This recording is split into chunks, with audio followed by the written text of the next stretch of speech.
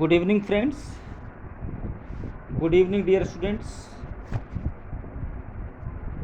Whether I'm not regular in making my videos, but whenever I post my videos, I give some valuable information regarding examinations. Not information, but some materials which are directly related with the examinations.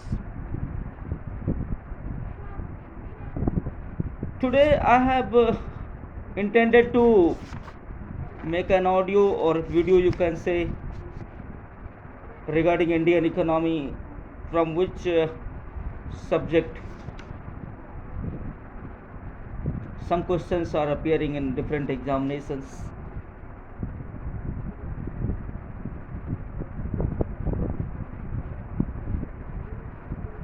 इसी बात को मैं हिंदी में बोल दूं। काफ़ी लंबे time से, या फिर कह सकते हैं, मैं बराबर वीडियो तो नहीं डालता हूं, लेकिन निश्चित तौर पे जब भी मैं वीडियो डालता हूं तो आपके एग्जामिनेशंस के लिए जो है काफ़ी महत्वपूर्ण टॉपिक पर डालता हूं। और आज मैंने सोचा कि इंडियन इकोनॉमिक डेवलपमेंट पे, जिससे लगातार जो है क्वेश्चंस आते हैं और फैक्ट बेस्ड क्वेश्चंस जो आते हैं डिफरेंट एग्जामिनेशंस में, उनसे रिलेटेड टॉपिक्स पर जो है क्वेश्चन आंसर्स फॉर्म में तो नहीं, लेकिन हम फैक्ट फॉर्म में हम आपको कुछ डेटा देंगे आज।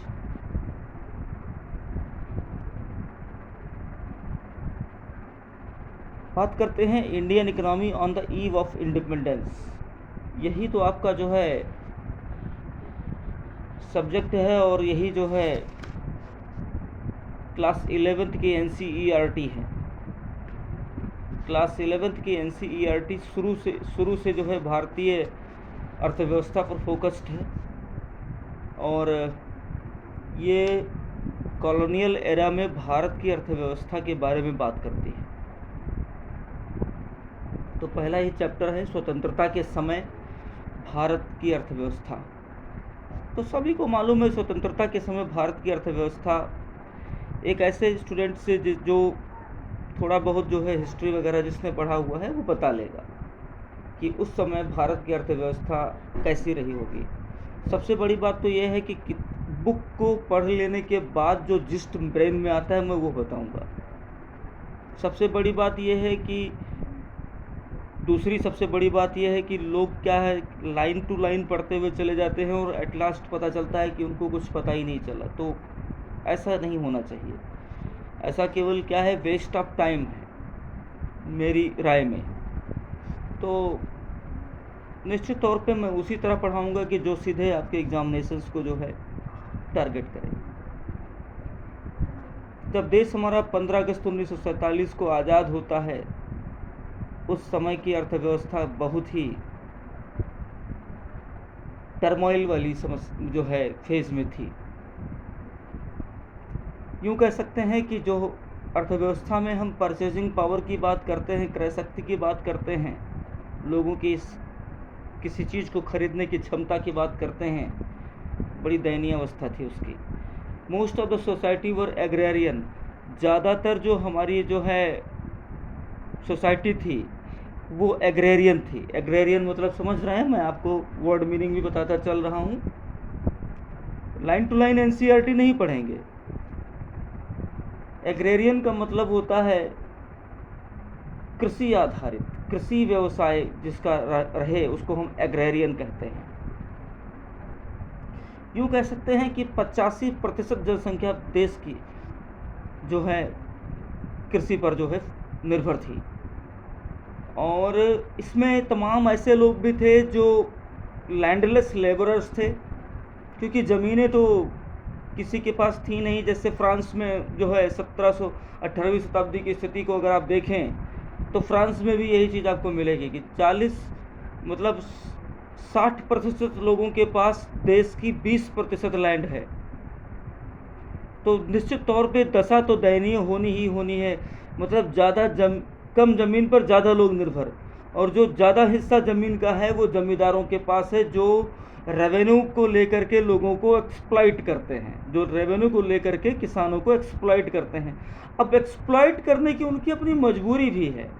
एक्सप्लॉइट क्यों ना करें, एक्सप्लॉइट करने की मजबूरी भी है, क्योंकि अगर वो एक्सप्लॉइट नहीं करेंगे तो उनके ऊपर जो निज़ाम बैठा हुआ है, उनके ऊपर जो रूलर बैठा हुआ है, वो उनको बेदखल कर देगा ज़मींदारी से।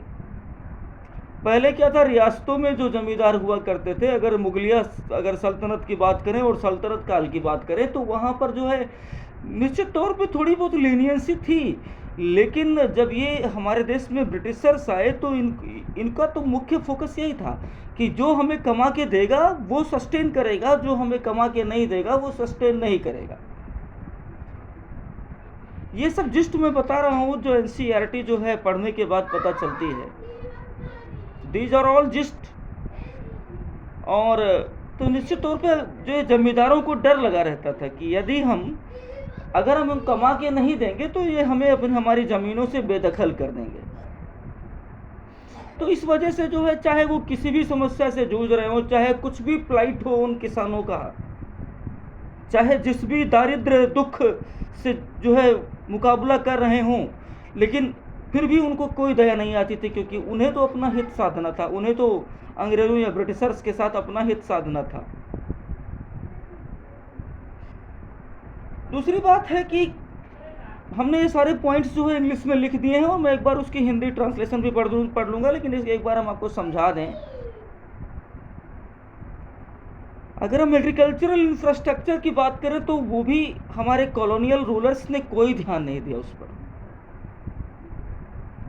शिक्षा और कृषि, ये दोनों बहुत, शिक्षा की बात हम यहाँ नहीं करेंगे, लेकिन जिससे भी हमारा जो है उत्थान हो सकता था, भारतीयों का उत्थान जिन चीज़ों से हो सकता था, उन किसी चीज़ पर अंग्रेजों ने ध्यान नहीं दिया। परिणाम ये हुआ कि लोग जो है, जब इंफ्रास्ट्रक्चर नहीं रहेगा, अर्थात मेरे कहने का मतलब है सिंचाई के साधन की बात कर लें, सिंचाई के साधनों का यदि बेहतरीन विकास नहीं होगा, इनसे अच्छे तो वो रूलर्स थे जो मिडेवल एरा में जो है, जिनके नाम आते हैं कई जगह, उन्होंने नहरों को बनवाया। उसके बाद एंसेंट एरा में बात कर लें तो सुदर्शन झील वगैरह का जिक्र आता है।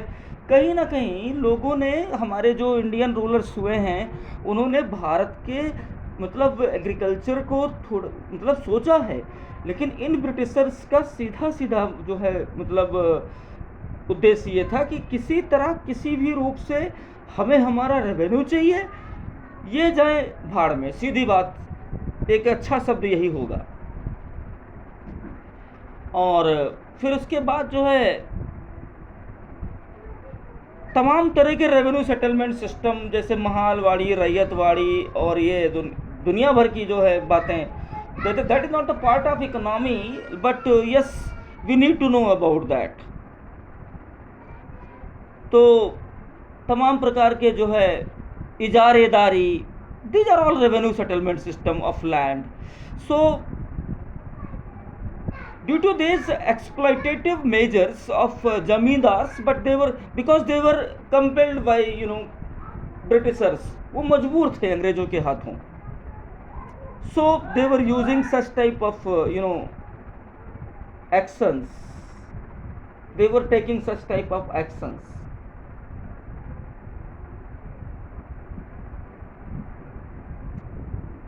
Apart from these things,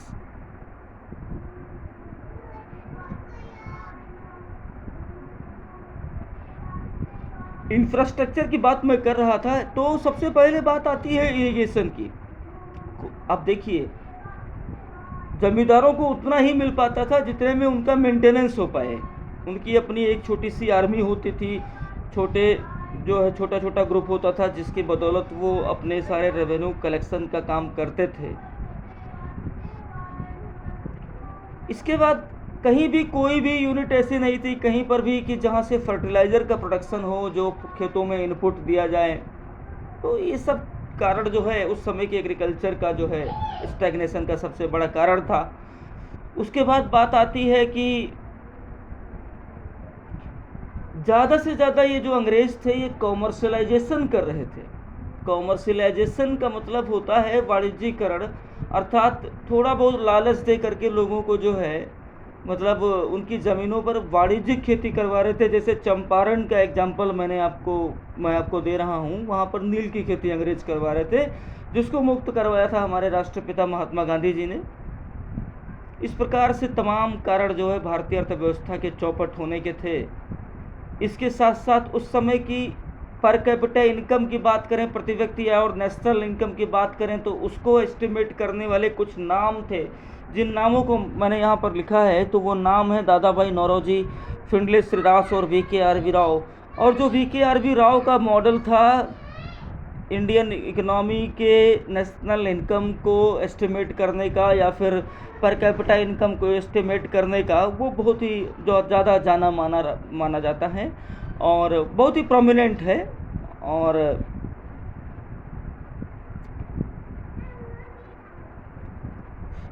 इन सब के बावजूद मैं आपको बता दूं, खेती तो होती थी, जो भी खेती होती थी हिंदुस्तान में, वो खेती एक स्थिति ऐसी आ गई थी कि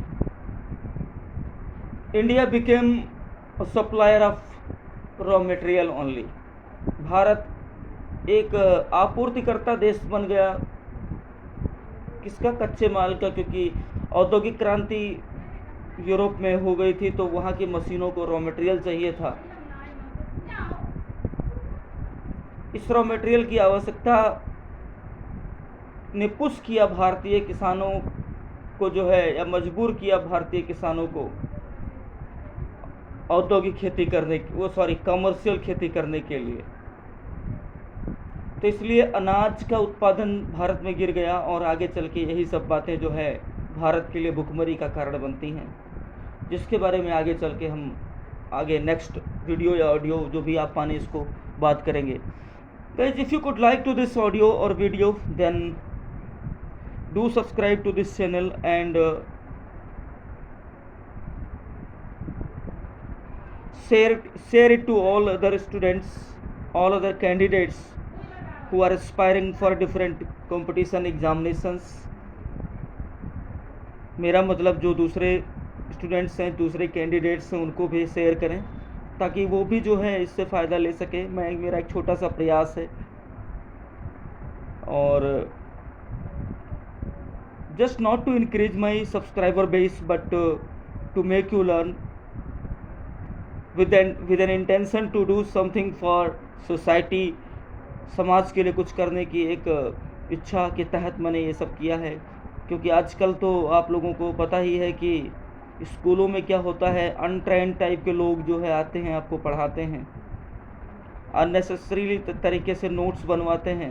इसके साथ साथ उनका मुख्य उद्देश्य स्कूलों का और डिफरेंट ऑर्गेनाइजेशंस का, मैं उन सभी लोगों की बात करूंगा, किसी का नाम नहीं लूँगा, जो इस तरह का काम करते हैं। उनका काम है कोर्स या सिलेबस पूरा करने के नाम पर वो सिर्फ आपका नोट्स बनवाते हैं, आपके क्वेश्चन आंसर्स लिखवाते हैं।